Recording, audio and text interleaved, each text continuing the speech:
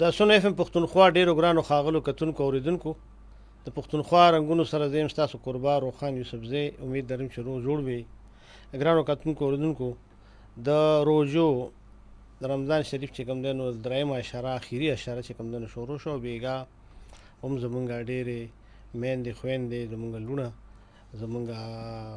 مشران او زمونږ کشران هم پکې اعتکاف ته پکې ناست دي او د دې ورځو چې کوم دی نو خپل یو تقدس دی د دې خپل یو حرمت دی خپل عظمت دی.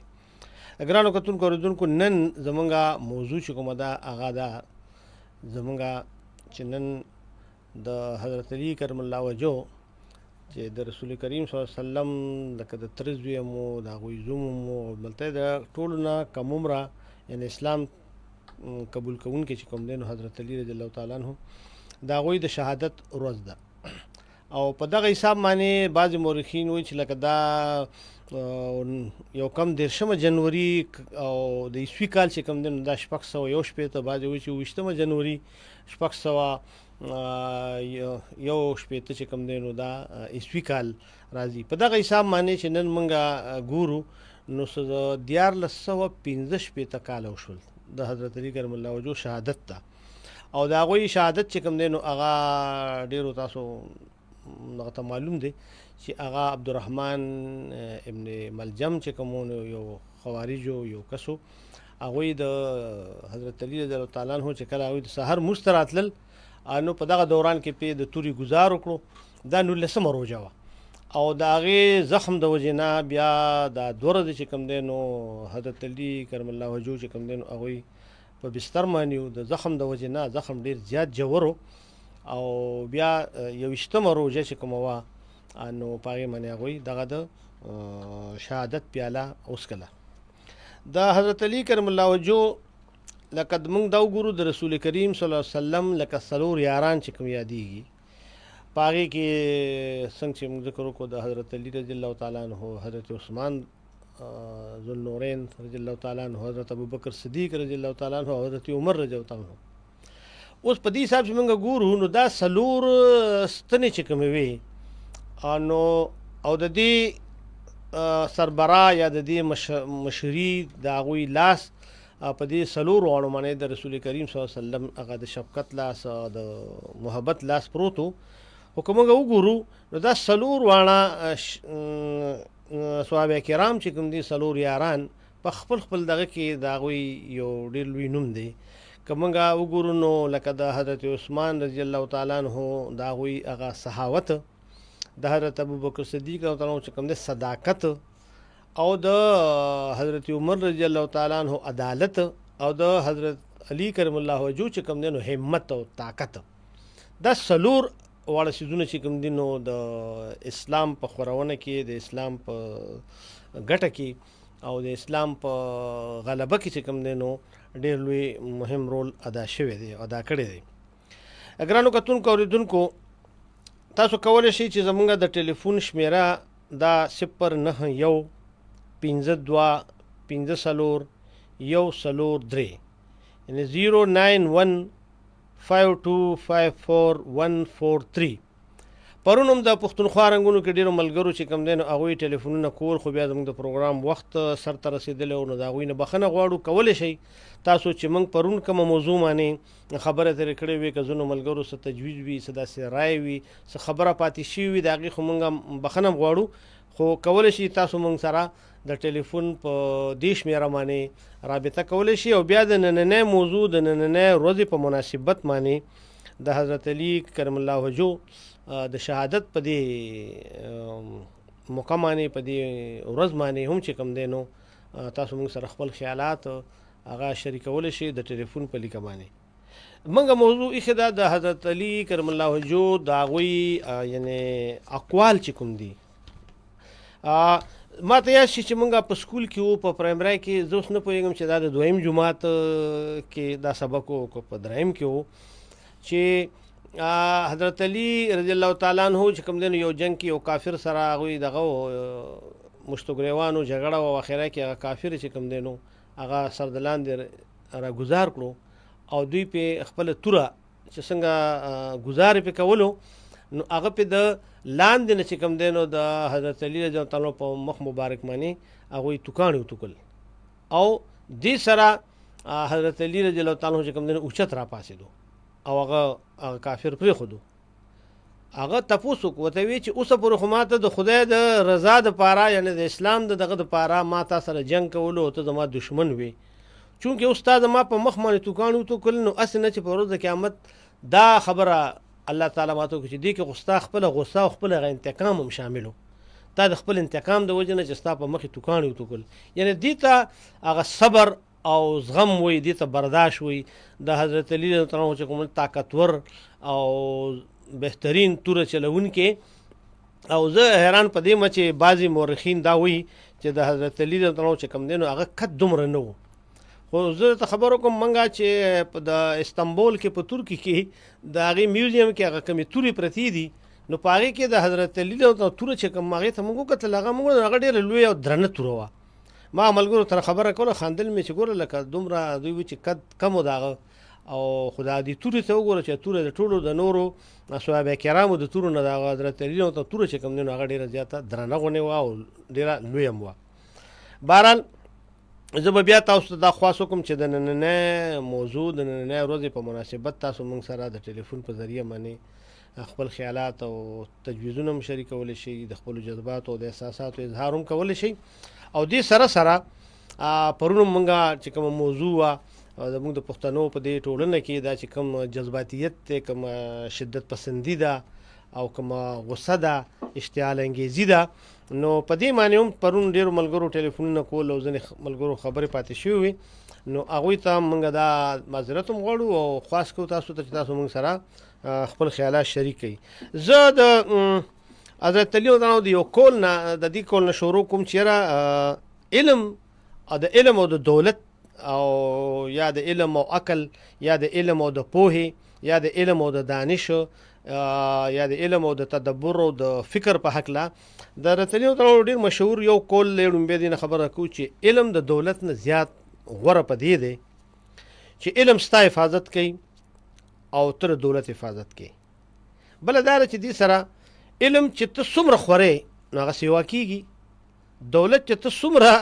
یعنې ویشې نو هغه کمیږي. نو دا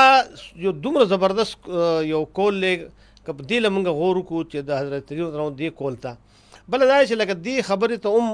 پام ډېر زیات ضروري دی چې رسول کریم صلی الله علیه و آله وسلم به فرمایل چې زه د علم خارم او ولی دروازه ده. نو د دې نه تاسو اندازه اخیستې چې د حضرت علی رضی الله عنه د هغوی د علم، د هغوی د پوهې، د هغوی د تدبر، د هغوی د دانش، بیا د هغوی د عدل، د انصاف، دا ټول څیزونه چې کوم دي نو د حضرت علی رضی الله عنه په دې قولونو کې او په اقوالو کې شامل دي. موږ نن موږ وګورو لکه څنګه چې د حضرت علی رضی الله عنه دا قول دی چې علم د دولت نه غوره په دې دی چې علم د علم ستا حفاظت کوي او د دولت حفاظت به ته کوي، یا دولت چې خورې نو کمیږي به او علم چې څومره خورې نو هغه به زیاتېږي. بل دا چې د علم ستا یعنې د دولت چې کوم دی نو ستا سره حاسدان او دشمنان هم پیدا کېدی شي او د دغه سره چې کوم دی د علم سره ستا چې کوم دی نو هغه دغه نشي پیدا کېدی، دشمنان ډېر کم. هلو السلام علیکم. هلو هلو هلو هلو هلو السلام علیکم. आवाज درځي که نه راځي ستاسو आवाज؟ هلو هلو هلو السلام علیکم. هلو ستاسو आवाज کټ کیږي، چې ته سیګنل پرابلم دی یا څه مسله ده، نت आवाज مو کټ کیږي. دوباره کالو کې تاسو مهرباني دوباره کالو مهرباني. چا ملګري کال کولو موږ خبره د حضرت علی تعالی د علم، دانش او دغه خبره کوله. او بل یو کول دا دا چې د انسان اصل قدر، عزت یا مقام چې کوم دی نو دا د علم او د عقل سره دغه کیږي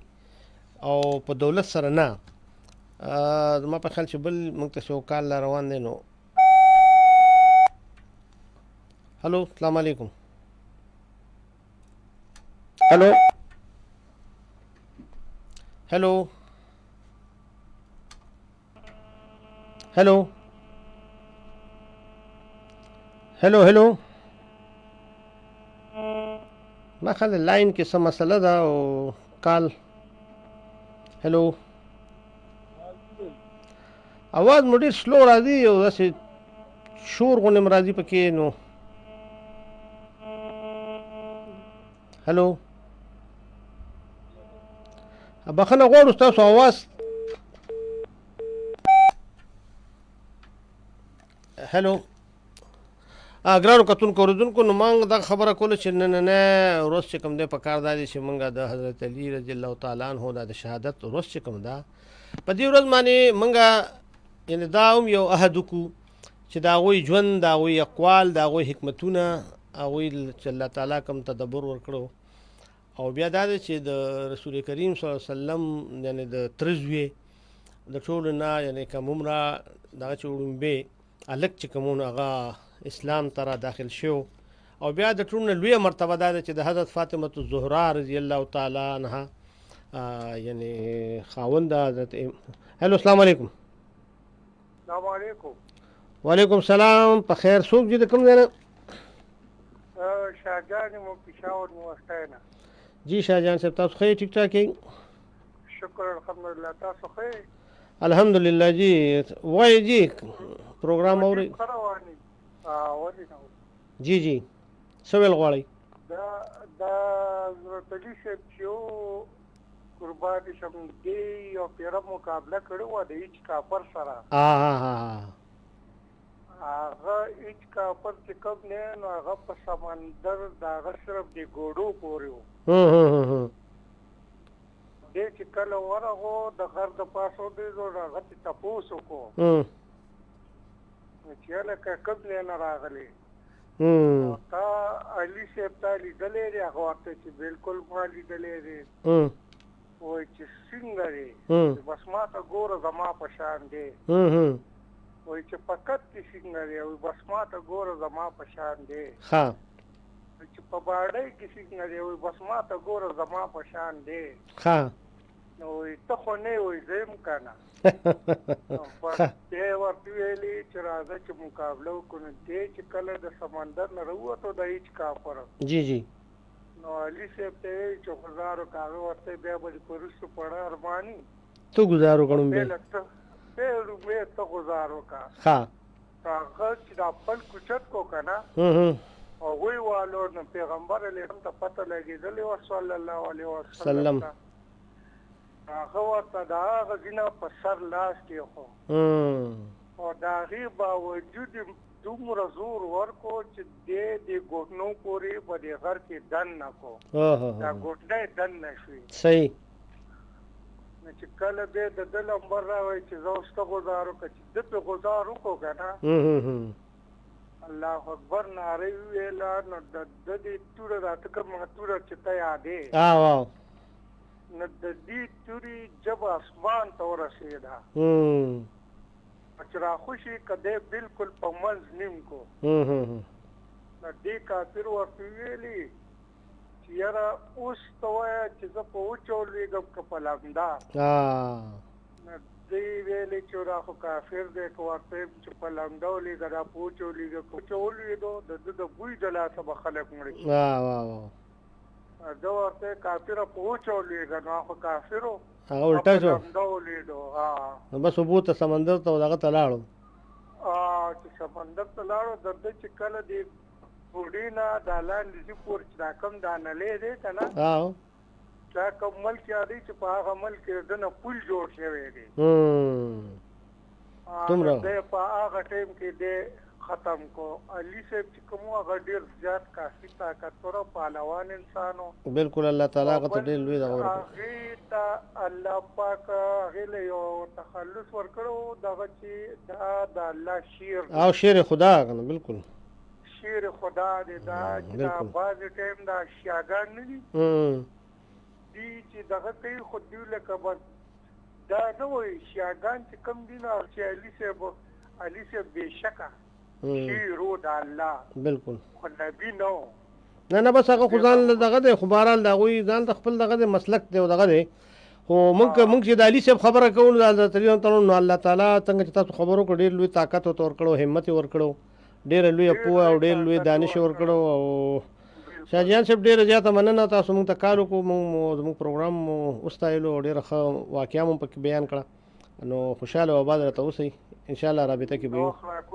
ډېره مهرباني. السلام علیکم. السلام علیکم. ګرانو کتونکو اوریدونکو، دا شاهجهان صاحب د دلته پېښور نه کال کړو. موږ د حضرتونو د اقوالو د هغوی د تدبر او د دانش خبره کوله. نو هغوی هم دغه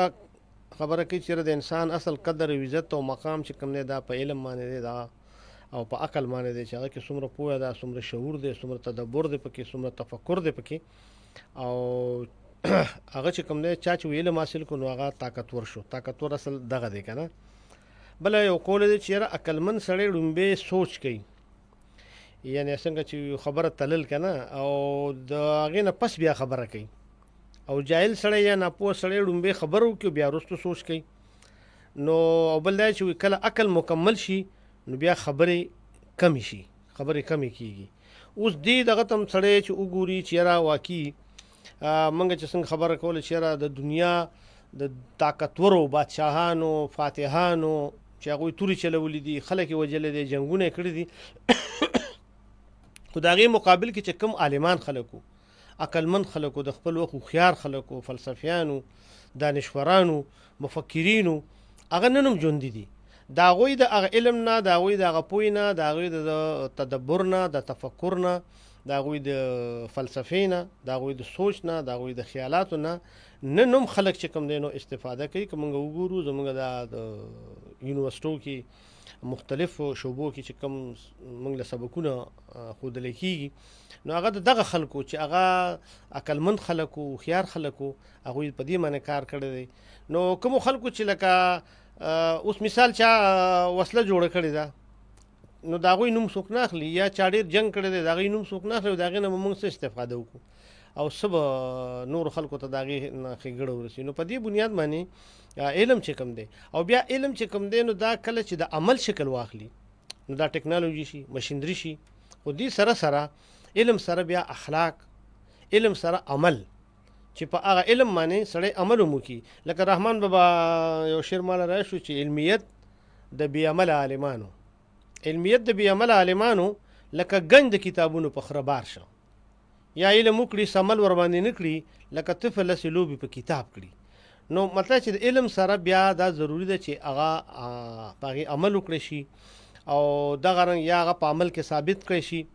نو پکار دا دی چې موږ د داسې خبرو نه استفاده وکړو. بل د یو ډېر بل دغه قول دی چې یاره خلکو سره داسې رویه یا داسې برتاو کوه څنګه چې ته د خپل ځان دپاره خوښې که نه. یا موږ حدیث شریف دی چې یاره د ټولو نه ښه مسلمان هغه دی چې هغه څه ځان له خوښوي چې څه ته بیا چې د هغه پکار دی چې بل مسلمان ته هغه څیز هغه خوښ کړي. او دا ده چې د ټولو نه لوی عیب دا ده چې یو انسان په نورو خلکو کې عیبونه ګوري که نه، او ځان د خپل عیب ورته نه ښکاري. هغه رحمان بابا یو بل شعر راته چې اول ته په خپل عیبونه شمار کړه، اول ته په خپل عیبونه شمار کړه، هله راوله د بل عیبونه شمار کړي. نو لومبی موږ که ستاسو وګورو نو موږ لومبی د خپل ځان اصلاح نه کوو، د خپل ذات اصلاح نه کوو او بل ته ګوته نیسو. او پښتانه وایي ته چې یو ګوته بل ته نیسي نو څلور تا ته راتاویږي. نو دا یو رویه او دا دغه چې کوم دی نو پکار دا دی چې موږ د دې ورځې په مناسبت د حضرت علي د دې اقوالو د هغوی د حکمت په دې رڼا کې چې کوم دی نو موږ دا عهد وکړو، دا لوز وکړو چې موږ به هم د دې نه رڼا اخلو او په دې به عمل کوو. موږ وختي هم ذکر وکړو چې زموږ د ټلیفون شمېره ده 0915210413 09152541143. تاسو کولی شئ چې موږ سره د ټلیفون په لیکه باندې رابطه وکړئ. هلو، السلام علیکم. وعلیکم السلام. علم خوشحال آباد لري. رجیب از خسته موضوع رو محمد یوسف خبر کوم د برتکان. جی محمد یوسف بھائی خیر ټیک ټاک یې رجیب بس ماشاءالله تاسو هم خسته موضوع رو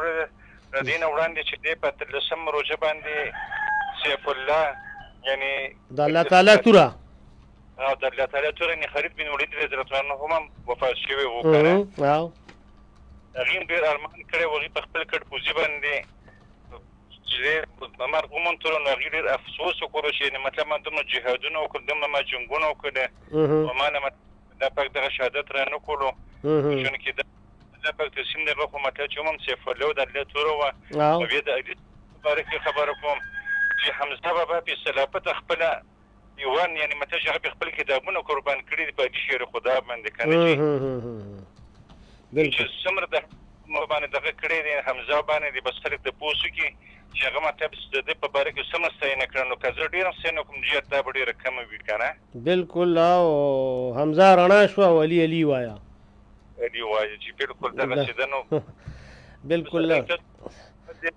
موږ ستاسو د پروګرام ډېر ستاینه کوو چې ماشاءالله ډېر ښه ما ته هم وروړل ما ته چې موږ ته پکې ډېر علم حاصل شولو مولای تاسو وباد امین سره ستاسو ډېره مهرباني خوشحاله آباد اوسئ. ګرانو کتونکو اورېدونکو محمد یوسف موږ سره د باړې نه هغوی کال کړی او پروګرام یې مستایلو او د حمزه بابا ذکر وکړو. یقینا چې حمزه بابا حمزه شینواري د هغوی د رتلي تمو سره د هغه چې کوم بیا هغه عقیدت او هغوی څومره کار کړی دی په دې هکله باندې په شاعرۍ کې هم او په نثر کې هم. هلو السلام علیکم. هلو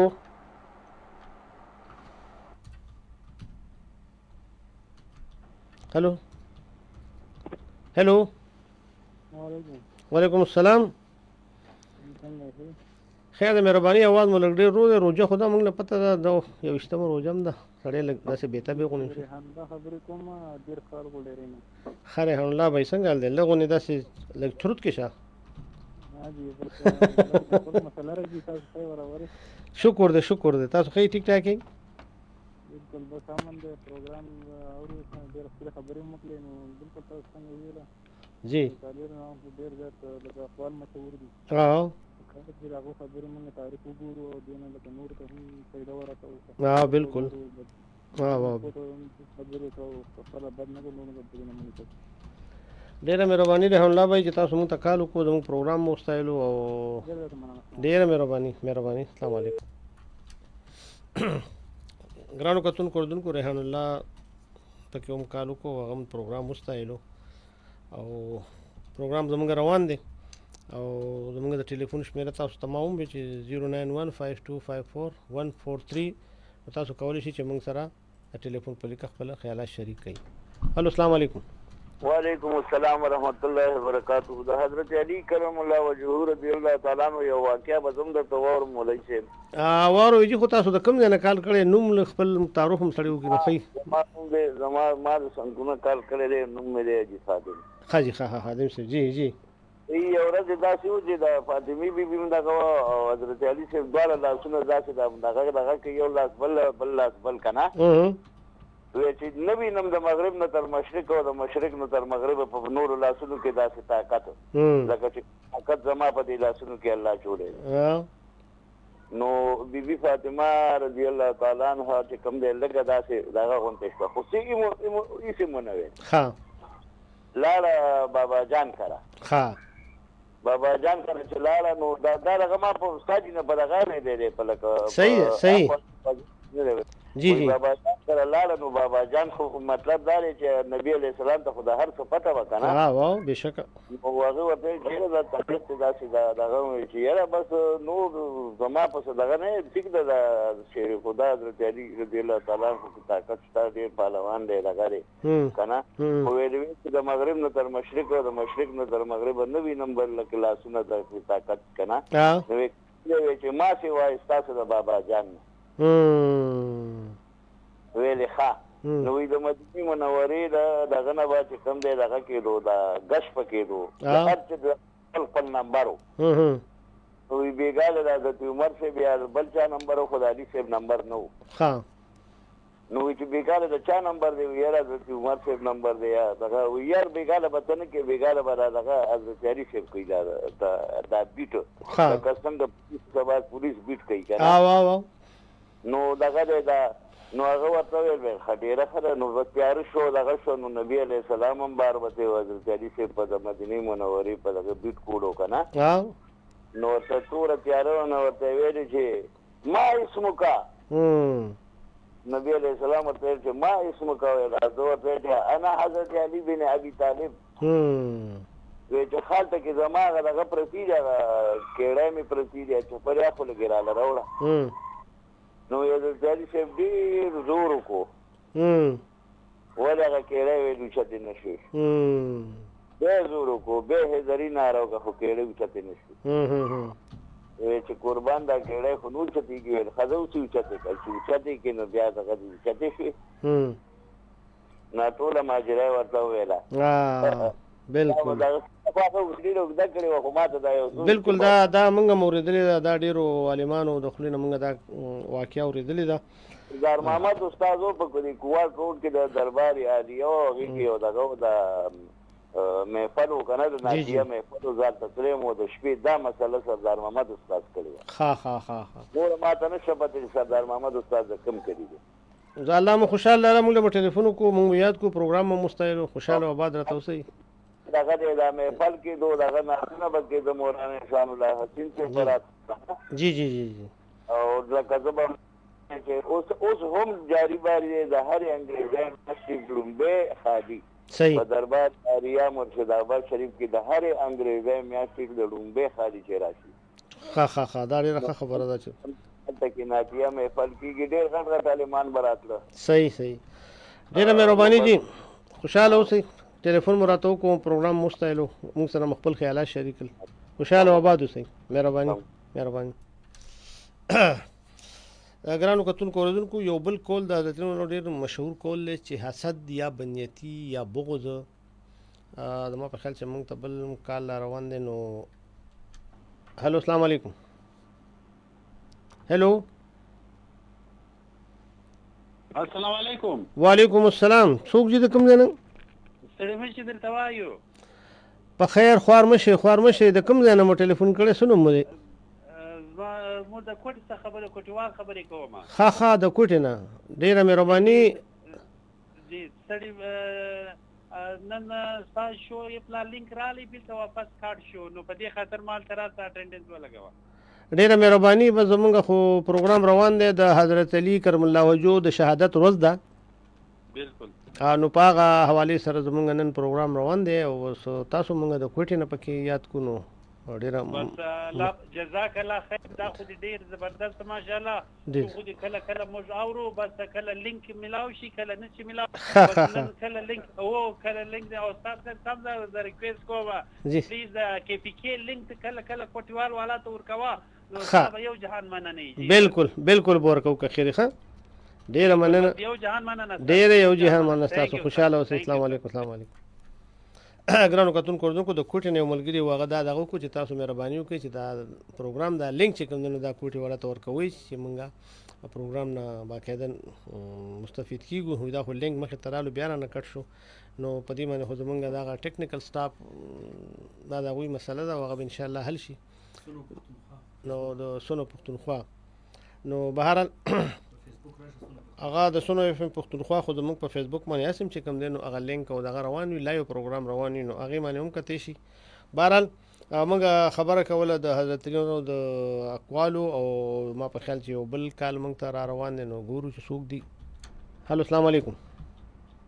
وعلیکم السلام ورحمت الله وبرکاته جی جناب د کوم ځای نه څوک اسلام غنی او رکزی پېښور نه په خیر اسلام غنی ورګزیا څنګه حال دی تلکه ډېره موده پس مستا آواز واورېدو خیر دی والا چې تاسو د آواز مې واورېدلو ډېر خوشحاله شو ډېره مننه ګوره دا په یو کالي کې اوسو په یوه درشل دننه دا بیا ولې ترمنځ فاصله مو سیوا کېږي بس والا څه به کوې داسې عجیبه غوندې وخت راغلی دی چې ډېر زیات مو والا ملاقات ته مې ډېر زیات زړه کېږي الله دې راوله او بس زما یو شعر بل ما ته راشو چې یو کوڅه کې مخ د جانان نه وینم زه په خپل وطن کې مسافر شوم نو خدای مو چې تراوله او پروګرام اوري نو دا بالکل پروګرام اورو ولا ډېر خوندې وکړو ډېر ښایسته پروګرام دی د علي رضی الله عنه صحت په حوالې سره تاسو پروګرام جوړ کړی دی نو بس مونږ ته خو پکار چې دا صحابو چې کوم کردار دی کنه هغه صرف د دین لپاره و دین لپاره بالکل هغه د دنیا لپاره نه هغه چې کوم شهادتونه کړي دي هغه چې څومره قرباني ورکړي دي نو د دین لپاره ورکړي دي دین اسلام لپاره ورکړي نو مونږ ته پکار دی چې د صحابانو چې کوم کردارونه دي کوم فعل او کردار دی هغه مونږ خپل کو بهشک دا غو تر عمل باندې چې مونږ روان شو کنه نو ان شاء الله مونږ به د علم او د هر څه نه فائدہ اوچتو کو بالکل او کچېرې مونږ د خپل روایتو مطابق چلیږو نو بیا ډېر به ناکام وو نو هغې چې کومه قربانیانې دي کوم څه دي هغه د دین دپاره وو هغو چې کوم د شهادتونه خوړلي دي کوم قربانیانې کړي دي هغه صرف نه صرف دین دپاره نو مونږ ته پکار دي که نه چې هغو کردار باندې مونږ عملي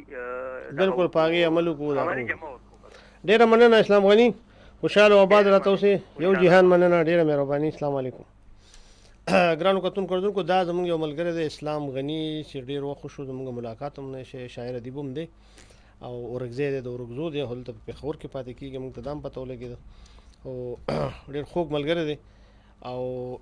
انشاءالله ما په خیال چې یو کال بل را روان دی نو موږ ګورو چې څوک دي هلو السلام علیکم وعلیکم السلام السلام علیکم خیر دی جی څوک د کوم ځای نه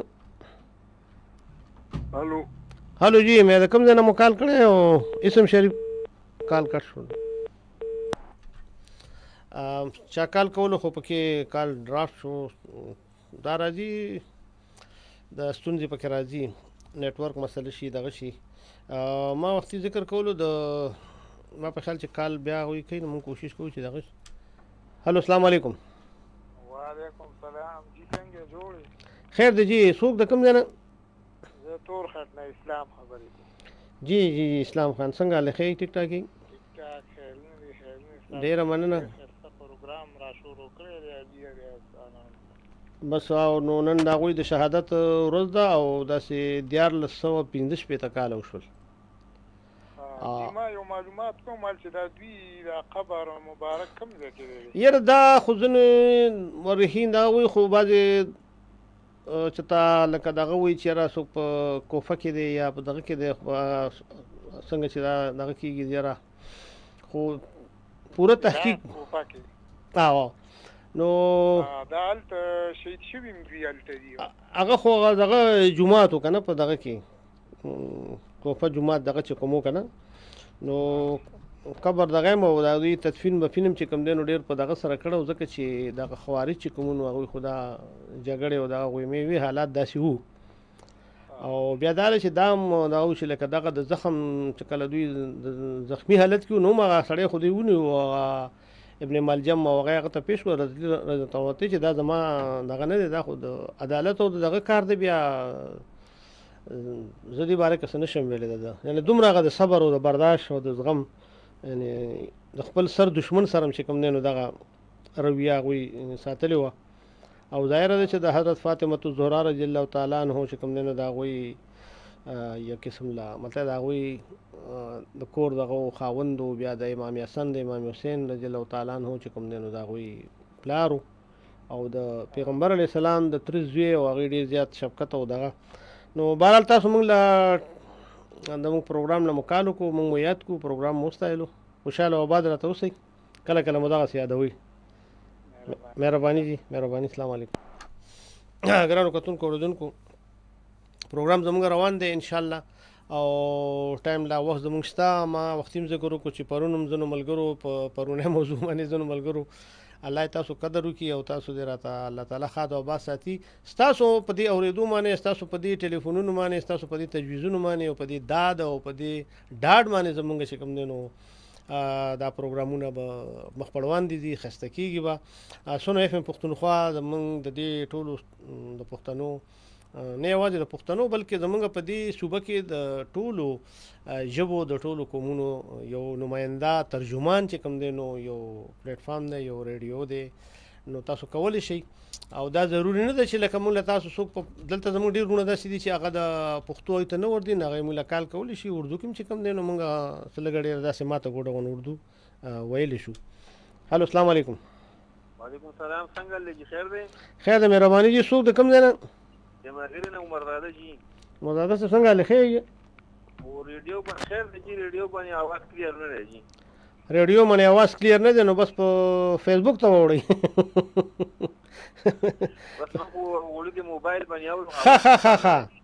نو داسې ستونزه به وي دا موسم هم داسې لږ بعضې ګډوډ شي دا وریځ شي یا هوا مواتیزه شي نو دا فریکونسي یا د هغې چې کوم خپل هغه ټیکنیکل مسلې دي نو دا پکې راځي بعضې وخت نو اواز کې کېدای شي دغه وي. نور تاسو خیر خیریت دی؟ خیر دی جي، خیر دی. ټیک ټاک یې. زه خوشحاله اوسئ چې پروګرام اورئ او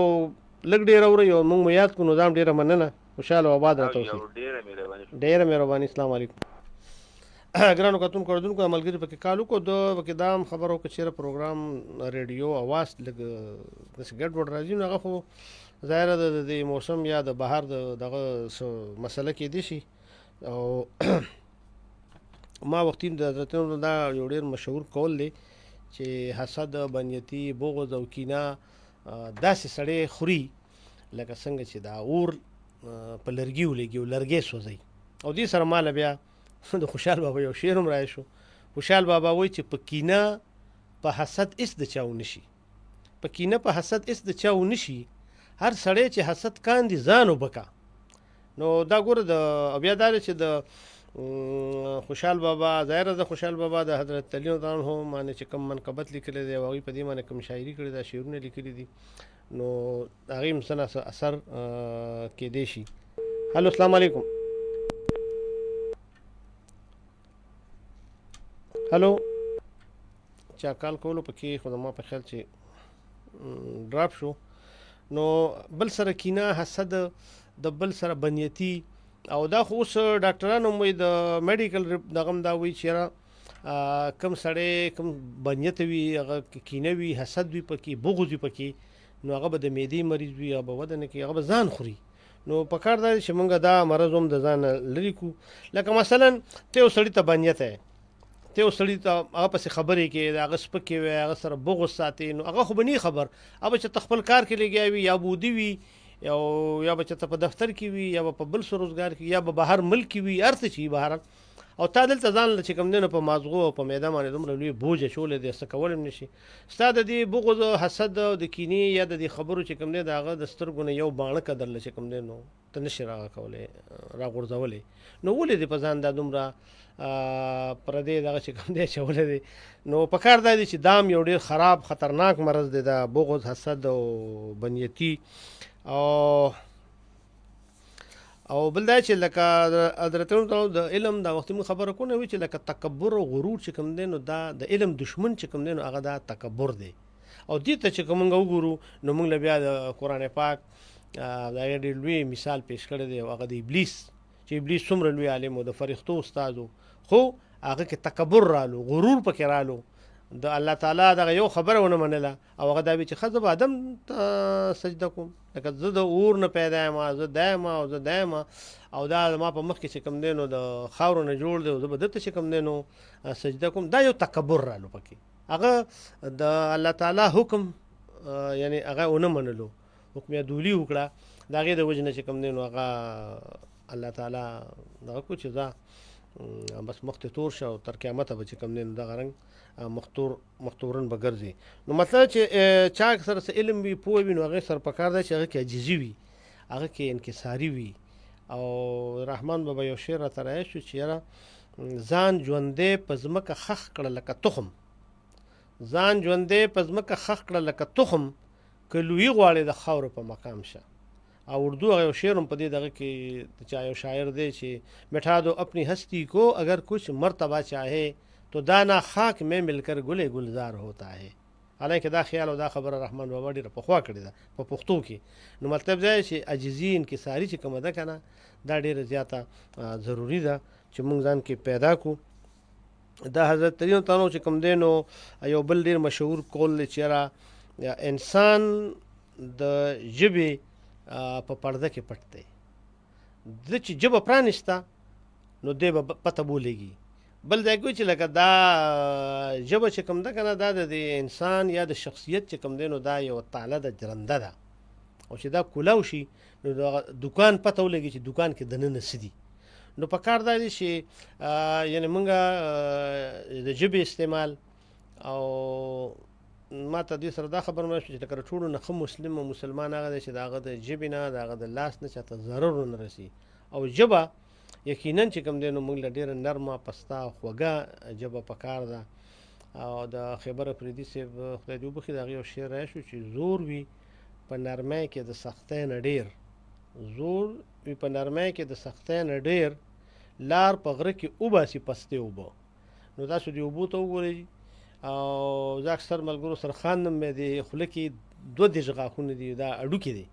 او دا ژبه پکې یا چټاکۍ ده یا نیمه چټاکۍ ده یا هر څه چې ده خو دا تشه غوښه ده. خو دا په دې وجه په دې 22 اډوکو کې او غاښونو کې ژوند تېروي چې دا نرمه ده، دې کې سخوالی نشته. نو په کار دا دی چې مونږ د ژبې استعمال هم د دې خاص کر زه د دې ورځې په مناسبت سره د حضرت د شهادت د ورځې په مناسبت دا دغه وایم چې مونږ له دغه احتیاط په کار دی. بله یو قول دی چې یاره خاموشي چې کومه ده دا بهترین جواب دی. او بل دا چې څوک زیات ډېرې خبرې کوي نو هغه به ډېرې غلطۍ کوي. نو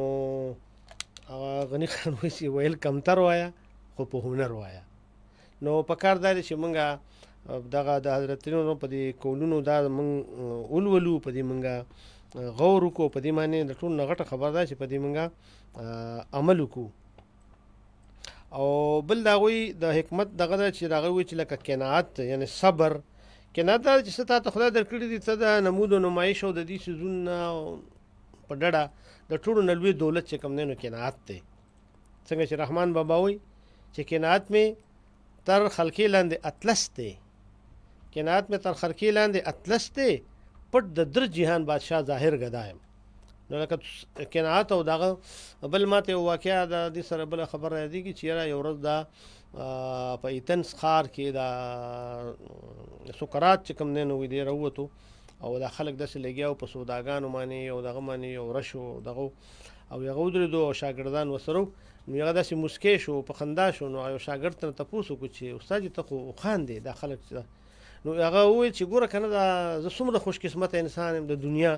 چې دا دوی خلک په کومو څیزونو جګړه کوي لګیا دي، دا رش یې جوړ کړی دی ټیل ناټیل دی، ما ته دې کې د یو څیز هم ضرورت نشته، زه د دې یو څیز هم محتاج یم او حاجت نه لرم. یعنې دا هغه خپل نفس باندې په خپلو خواهشاتو باندې یعنې کابو راوستل. ضرورت خو بېله خبره ده، ضرورتونه خو په کار دي چې مونږ د هغې دپاره کوشش کوو. ضرورتونه بیل شی دی او خواهشات بیل شی دی. نو हज़ारों ख्वाहिश ऐसी कि हर ख्वाहिश पे दम निकले, बहुत निकले मेरे यारमा लेकिन फिर भी कम निकले. नो ख्वाहिशात دا یو نه پوره کېدونکې سلسله ده. بل دا چې د حضرت یو بل قول د مشهور چې یعنی دشمن معاف کول د ټولو نه بهترین بدل دی، انتقام دی. دا یو ډېر لوی یو ډېر جوړه خبره ده چې یو سړی ته معاف کړي، هغه غلطي کړې ده، پته ګزار کړی دی. نو په کار دا دی چې دا منګه ځان کې عفو پیدا کړو، درگذر پیدا کړو، صبر پیدا کړو، برداشت زغم پیدا کړو. نو زمونږ به ډېرې مسلې ژوند به مو اسان شي او په آخر کې زمونږ د پروګرام وخت هم سر ته رسي. او ما ته خپل یو شعر هم رایاد شو چې روښانه چې د ذات د خواهشاتو بوتان مات کړي، روښانه چې د ذات د خواهشاتو بوتان مات کړي، تیریږي ډېره ښکلې مزیدار زندگی. نو په کار دی چې موږ د خواهشاتو د دې نمود او نمایش د دې کلچر نه ځان راوباسو. ګرانو کتونکو اورېدونکو چونکې زموږ د پروګرام وخت سر ته ورسېدو، که ژوند او خیرو د پښتونخوا په رنګونو کې بیا د یو بل نوي رنګ یو نوي موضوع سره تاسو ته مخامخ کېږو. تر هغې د اجازت غواړو. د لوی الله په امان ښاد، اباد او بریالي اوسئ.